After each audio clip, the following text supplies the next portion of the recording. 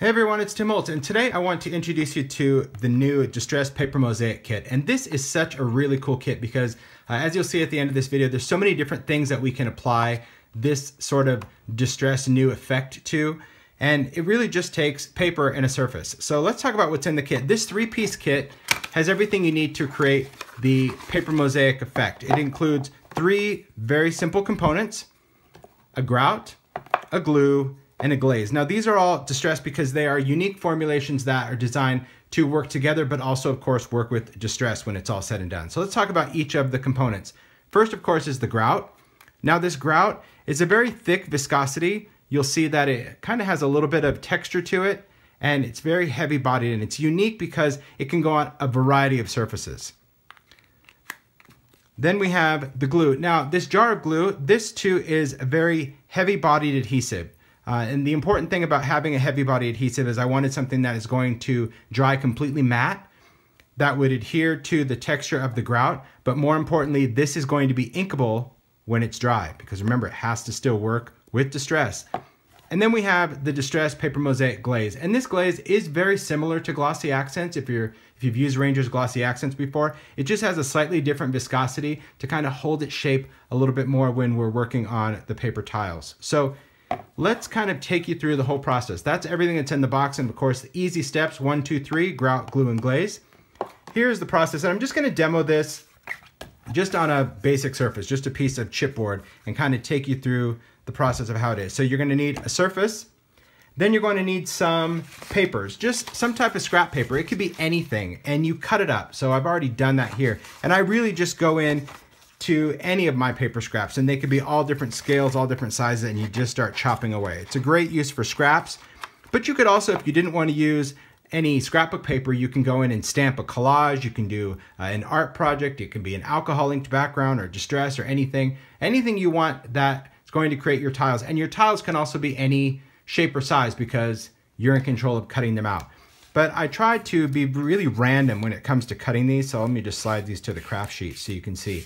And because the beauty of this is I just start with just kind of some basic chunks, and then as I start to fill in my mosaic, I'll trim them to a more appropriate size if I need to. So that's the simple thing as far as the surface and having some papers there. So our first step, of course, is applying the grout, and you can apply the grout a couple of different ways to your surface.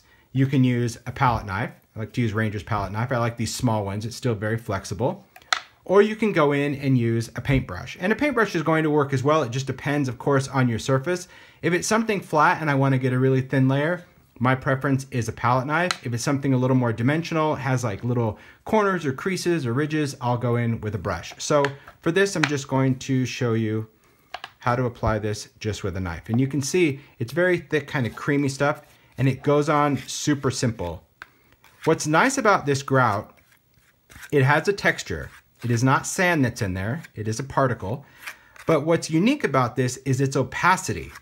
So you can see as soon as I put this on, it is covering that. So there's no need to base coat this or do anything. It just goes on with ease. And that's a nice thing about using a palette knife as well, is I can get a much thinner application, but I still want to have some of that texture in there with the grout. So when I swipe it, you can see that texture that's in there. All right, and you would just apply your grout to the surface. Pretty simple until you've covered that up. Now, let me just go in with a brush just because it's here. And I'll just dip that in just to show you that you can also brush it on. Now, brushing it on is going to give you a different texture because you're dragging those bristles through the grout.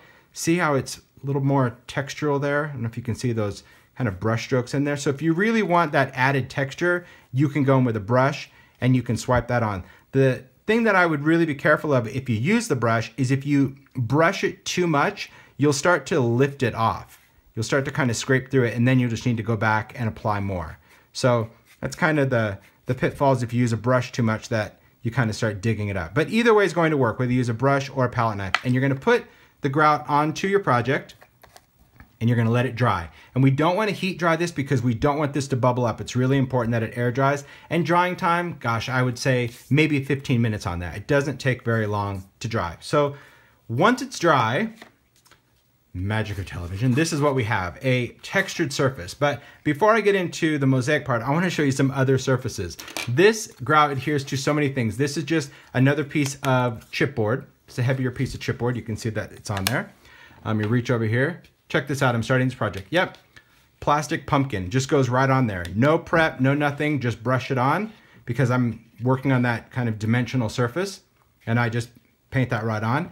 It even adheres to glass. This is just a glass votive that I brush right on there. Again, no priming, no prep. It just adheres right to it. That's the cool thing about this paper mosaic grout. And then of course, wood. If you just want to take a wood frame, you can put that on. And here I did a little bit of both. I did the palette knife on the big flat surface and I used a brush on the inside. So whatever works for you. But that's really great that this paper mosaic grout works on a variety of surfaces, whether it's plastic or glass, wood, paper, even metal if you wanted to apply it onto that. So once the grout layer is dry, we're going to apply our paper pieces. And this is where this glue comes in handy. Now you can use the glue a lot of different ways. Usually when I use it, I'm gonna get just a clean brush over here. Just wanna work with a small brush. I like to work on my craft sheet because I don't wanna leave the jar of glue open for a very long time. So I'll just pick some of that up and I'll put some on my craft sheet and just set my lid on there. I can always go back to it. And here's how it works. You're just gonna take this glue. This is a clear drying glue and I'm just going to brush it onto my dry grout surface. Then take your paper towel, whatever you're going to do, use that. And I'm going to brush that on the back. So we've got glue to glue. It's just gonna make a better contact. And I'm pretty sloppy about this. I don't care if I get glue on the top of anything.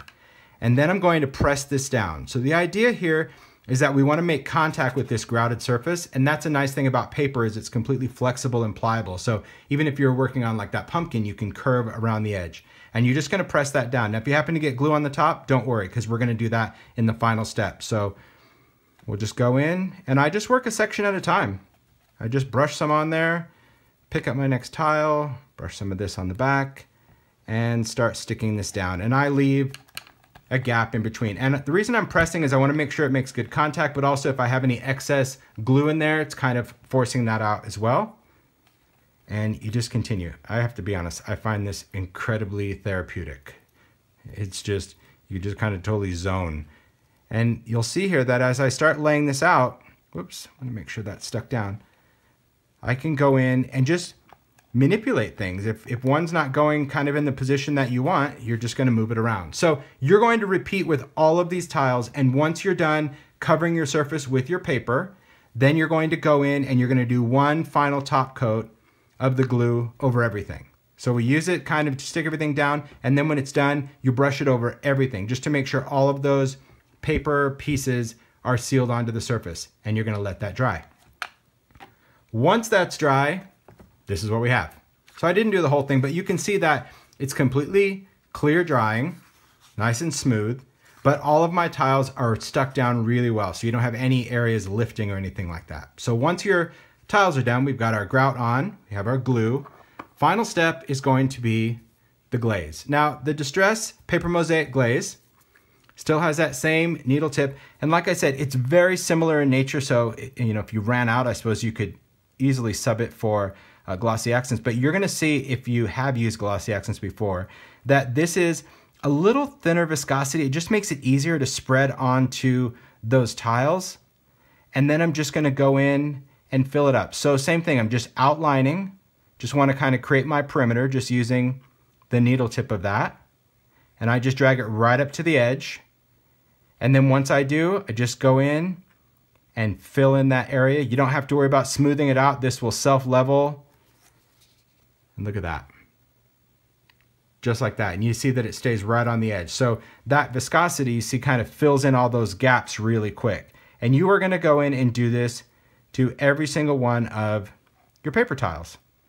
So again, you could just sit down. Now, if you happen to get this where you don't want it, while it's wet, you can scoop it off. I just go in with another scrap piece of paper and kind of scoop it off. You could also use a needle tool, something like that. But see, even if I go in and kind of fill in that area, see how quick that smooths out just because of the viscosity of this. So you would go in and do all of your tiles with your glaze. Then you're gonna let this dry. Now, drying time on this, I'm gonna say is probably about maybe 30 to 45 minutes depending on weather. So the grout dries really quick. Like I said, maybe 15 minutes. The glue, even less than that, maybe 10 minutes. It's the glaze that you want to let completely dry. And the longer you let it dry, the better. But I would say if you can give it an hour just to be safe, then you're ready for the final step in the distress world. So here at this point, look at that. Our paper mosaic is done. You can see that these really look at that. They just look like ceramic tiles. It's cool. And you could be completely done. But in the distress world, it needs another step. And that, of course, is Distress ink. That's right. So this is all compatible with your Distress inks. I don't want to use paint on it. If I put paint over everything, it's going to cover it up. Now, if you wanted to tint this first, if you wanted to tint the grout, you could certainly put some grout on your craft sheet, add some Distress paint, and mix it up and put on your grout, and you could have a solid color. So you can definitely colorize your grout with your paint if you wanted to do that. Or on this step, if you put on your grout and before you put your paper, if you wanted to paint it with your Distress paint, you could do that as well. So you could colorize it at this step if you wanted to. But what I like to do is once everything is done and this is dry, I just go in with my Distress ink and a blending tool. Just gonna pick up some of that ink and I'm just going to go right over everything and kind of push that ink right into that. And look at that, look how great that takes that ink. But to me, this still is very even, very smooth, and we don't have to worry about the gloss area because that ink is gonna wipe right off of that gloss surface. But I think this is a little too kind of smooth and even. So what I like to do after I ink everything is just go in with a wet brush. Now you don't have to use a water brush. If you have one handy, one of these flat ones, this makes for really quick work. But if you wanted to, you can just use a paintbrush with water. But I'm just lightly kind of skipping over all that. And you can see what it's doing to that Distress ink. It's reacting that. So it's kind of puddling it up in areas. It's removing it in some other areas. And that just kind of mixes it around a little bit. And then I'll take a paper towel. You could take a paper towel or a cloth. And I just kind of start kind of blotting that off. And this way I've got some dark ink that kind of sits into those little crevices a little bit more. It does remove any of that excess ink off the top of those tiles. And you can see how cool that grout takes the ink. Even though we have that layer of glue over the whole thing, that's the whole idea, is that that glue is inkable as is the grout. So a finished project, well, check this out. Look at that. Here we've taken just a paper mache box. That's it. This one I just painted. This already came embossed. This was at the craft store.